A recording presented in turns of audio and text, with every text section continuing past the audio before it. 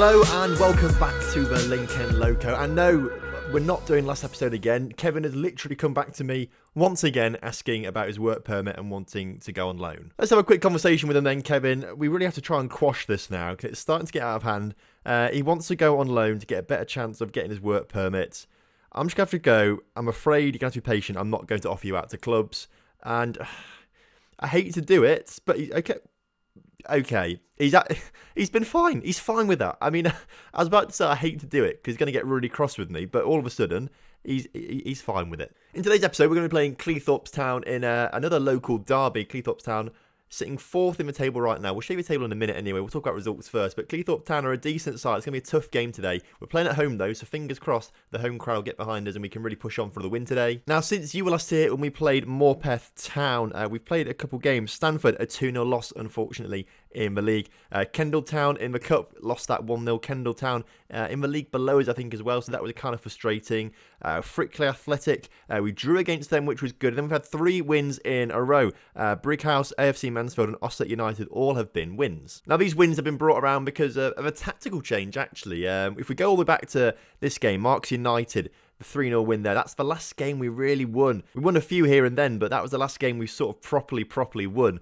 After that, the Greasley game going on there, we lost lots of games in a row. After the Morpeth Town game, I tweeted this out actually. The team came to me, a lot of players from the team came to me, were like, things have to change, we're getting cross with you.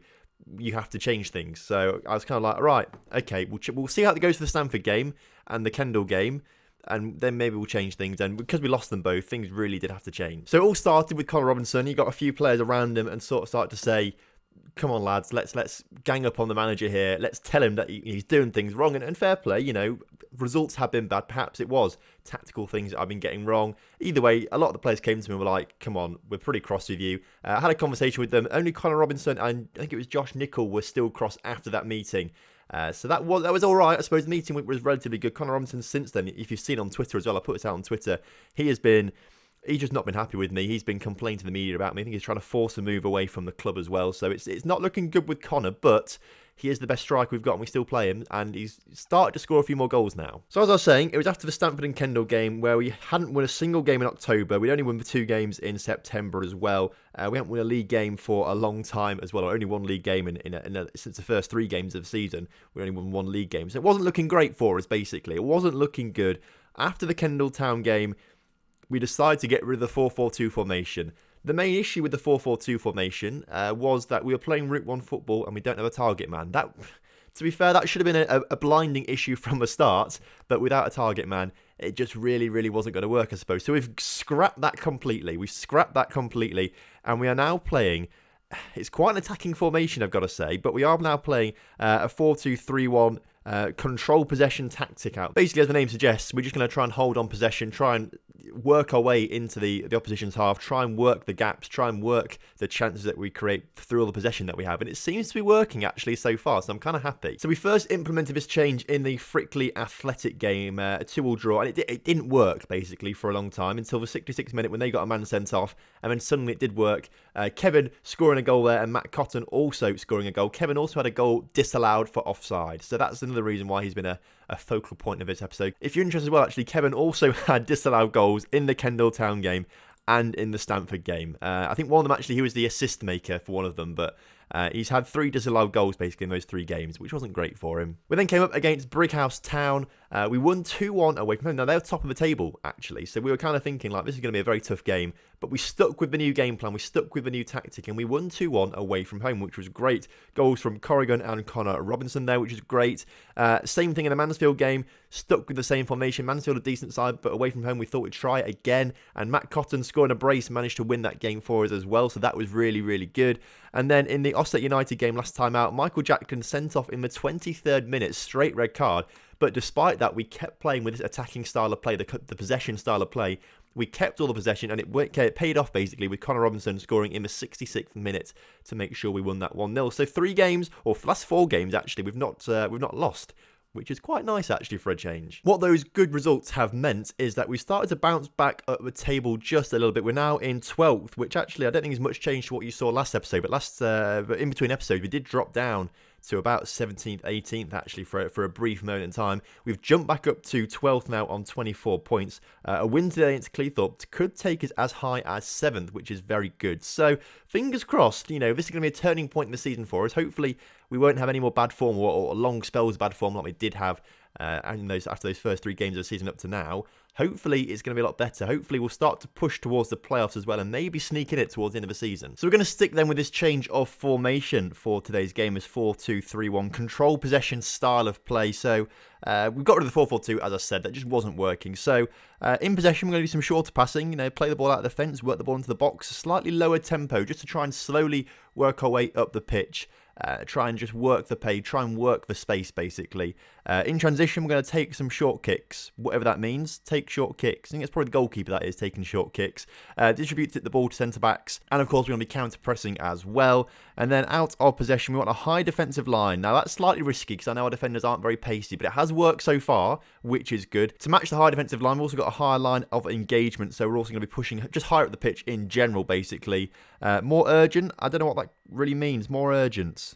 I don't even know where that is. Where is more urgent? Oh, pressing intensity, more urgent. So we're on the ball a little bit quicker. We're trying to press earlier and earlier. It relies on the fitness a lot, this kind of play.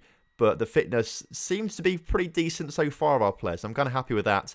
And then, of course, prevent the short goalkeeper distribution as well.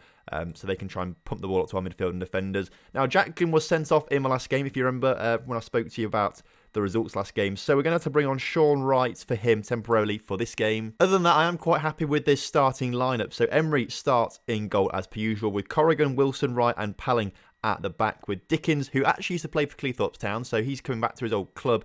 Dickens in the midfield alongside Norris. Cotton as the attacking midfielder. Now, he plays really well in that attacking midfielder role, but on the right-hand side of the pitch where he's meant to be more comfortable, he's absolutely atrocious. So I think we have to try and keep him pretty central, which means Nicol comes in. Josh Nicol comes in on the right-hand side of the pitch.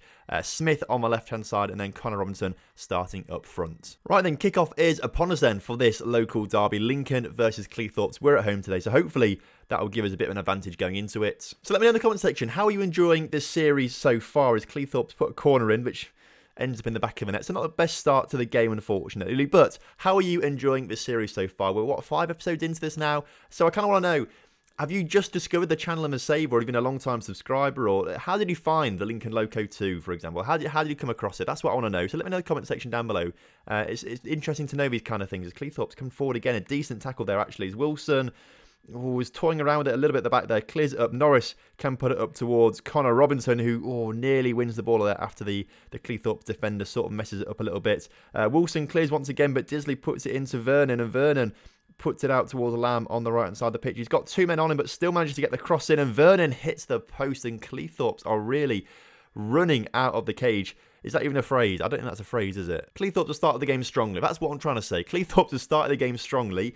And right now, we're not really replying. This is a possession tactic there that we are playing with. We're trying to play with at least. It just said there 63% possession to us. So that's kind of good. It means the formation is working relatively well-ish, I suppose. Half the way is there. Halfway there, we keep possession as Nicol gets on the ball. Can he get his cross into the area? He gets it out towards Palling on the edge of the area. Puts it into Norris. Norris back to Dickens. We're trying to work those moves. Who's there? Who is...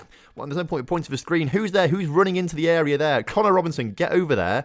The gap's now gone completely, and we really should have made use of that space there. We just didn't for whatever reason. Dickens on the ball, out to Corrigan, who can put it in. Connor Robinson's not there. Nicol is there, and Josh Nicol scores his first goal of the season. Fortunately, we did score from that highlight, because we didn't. I really would have been berating the boys at half-time for not making use of that space around the area. It was almost as if Cleethorpes had just wanted to score then. Like, the amount of space they left around the edge of the area there, it was like they wanted us to score. Neither side playing massively well, I've got to say. Neither side playing particularly well. Apart from those opening 5-10 minutes for Cleethorpes, neither side have played particularly well. Although Matt Cotton gets on the end of a Callum Smith corner and puts it into the corner of a net, actually. Really low down, low powerful header, putting it in the back of a net. And right before half-time, we go 2-1 up against our local rivals, Cleethorpes Town, which is fantastic stuff. So we go into the break 2-1 up now. Temporarily, that moves us up to 11th, so only 1 place up. But, it's so tight. If results stay as it is right now, if we can find the table once again, if we click on the updates, if things stay as they are right now, We're on 27 points, 3 points behind Stamford in 4th, and we're 12th, or 11th now, apparently. So it's really, really tight still, this table. Despite us having quite a bad start to the season, actually, after the first 3 games or so, we really could actually get ourselves back up there in the playoffs. All hope is not lost yet. We just have to keep this form and momentum going. It also relies on us winning today's game as well. So calmly at half-time, things are going well, but I know you're capable of better. A few players looking to gain some confidence from that, which is nice. That's always positive to see before going into the second half. Fingers crossed we can carry on the level of play that we're doing. We nearly 70% possession against Cleethorpes. That's really, really good stuff. Of course, possession doesn't equal goals, but it gives you a much better chance of scoring them if you can keep that kind of possession. I don't think I've seen 4 players in the green ratings, actually, for a long time for Lincoln United. This is the first time for a while I've seen 4 players in the green ratings, which is quite nice to see. Connor Robinson not playing particularly well up front, so I think it's time to bring on, you know who it is. Big Kev's coming on for Connor Robinson up front. As we'll make him a poacher, actually, I think, for this game. We'll make him a poacher for the rest of it rather than an advance forward. But that's the first change we'll make in the game. We may make some later on, but I'm kind of happy to keep it as it is right now. We only play games on the weekend as well. We don't have any Tuesday night games for a long time as well. So I kind of feel like we can... if Nickel... Well, I thought we were going to get in the ball. Nickel's offside. I think it was Dickens or Norris put the ball in. Had the shot rather, hitting in crossbar and stuff. So another agonisingly close chance there. As I was saying though, we only play games on the weekend at the moment. So I don't really mind not making subs because by the time the weekend comes again, all the players are back to fitness. So I'm kind of happy at the moment. We may take Cotton off in a few moments' time, although I'm not quite sure who replaced him with. He's looking a little bit tired out there. In fact, I think we might do that just for the last 15-20 minutes or so. We may actually switch formation to our more defensive counter-pressing style of play. Not that one. This one is the counter-press that we sort of have at the moment, or fluid counter-attack rather. I feel like switching to this could be just a little bit more beneficial at the end of the game, just to make sure Cleethorpes really don't score a goal. At the same time though, actually, we are playing very well with our usual style of play, or the player style that we're trying to introduce to the squad now, so maybe we don't change it. Maybe we just cancel all those changes. I'm not very good with the decision making. I'm really not very good with decision making when it comes to like a 1-goal lead sort of thing, 15 minutes to go. I mean, we're still keeping 66% of the possession, and as long as we don't give them much possession, we can probably do quite well. As Kevin is offside, as per usual. He's scored 3 goals nearly, or 2 goals and 1 assist from offside positions recently, so that's the issue we have with Kevin right now. He just can't seem to stay onside. Hopefully I'm not going to regret not making any changes. I feel like I might do. We may take... Well, it's too late in the game now. 85 minutes. What's the point making a sub after 80 minutes, really, basically? Palling, he's sitting on a 6.1. He's looking a bit nervy at the back. Wilson also looking a little bit nervy. But we've got, how long? 3 minutes of added time to hold on at home to Cleethorpes Town. Hopefully we can do that and bring the first win in an episode for 4 episodes now, which would be good. Palling down to a 6 rating. I mean, I don't know what he's been doing. So... Fortunately, that was offside. Otherwise, that would have been, or it was a foul in the process, something like that. Fortunately, that didn't count, because if that did count, I would have been absolutely furious. So we've won this 2-1. 2-1 is a fantastic result against Cleethorpes Town. I am interested to know why Palling's got a 6 rating, because, I mean, to get a 6 rating, you must be doing something detrimentally wrong in the game to get that. So what he was doing, I don't know, but I don't like it. Passionately, though, that was really special. No one gave us a chance. You played magnificently. Everyone looks delighted. The morale is slowly starting to creep back up again. It was really, really bad for a little while, but it's slowly starting to creep up, which is good. So we may have had another win, the 4th win in a row. I think that's 5 games now unbeaten, which is pretty good. But the jury is still out for me, as no one can really tell if I'm a good manager or not, basically. I mean, to be fair, this has nailed it on. You know, this really has nailed it. No major transfers. A good, if unremarkable, record in the league so far. I've made a steady start to life at Lincoln United. That is probably true. You know, a steady start's better than a bad start, though. Obviously, a very, very good start is better, but I think we're trying to build something here at Lincoln United. It's not going to happen overnight. We need the players to do that. Obviously, we came into this database with, 2 players on the left-hand side of the pitch, so we need to try and work on that. There's a lot of things that we need to work on, but, you know, if we can have a respectable finish this season, we can build on it next year, try and get promoted next year.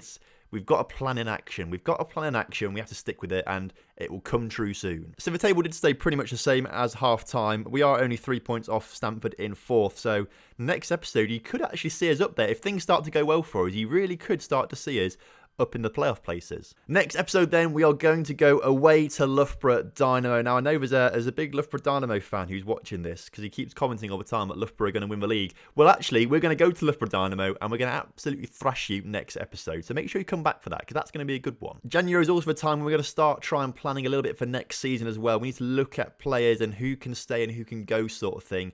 If we look at our budget, which is here, it's not looking great. We are currently spending £1,000 more, £100 more than we should be on wages, which, I mean, that's not good. That really isn't good. You'll see we're in positive figures, actually, though. The board, not long ago, put in £45,000 to keep us afloat. Here we go. Yeah, this season, £45,000 pretty much. They put that into the club a few weeks ago. Interestingly, I didn't realise this until I started tweeting about it, actually. But if we look on staff... and we look at staff response. Where is this staff list? I want to see the whole staff list. There we go. If you go to all, the new chairman that came in, Jeremy Pearce, Google him. Just Google him. Don't know why he wanted to become chairman of Lincoln United, and I don't know why he's only put £45,000 in, but Google him. I'm going to Google him now just to make sure I'm not making this up. Yeah, I have just Googled him. It is the Jeremy Pearce that I'm trying to tell you to look at. It did say actually on the screenshot that he was a notable figure at a certain club. So have a look. Just Google it and have a look. Anyway, on that note, thank you very much for watching today's episode. I hope you have enjoyed it, and hopefully this winning run that we started off is going to continue for a long time to come. If you enjoyed today's episode, make sure you do drop a like on the video, subscribe to the channel with notifications turned on so you never miss an episode, and I'll see you next time for some more Lincoln Loco action.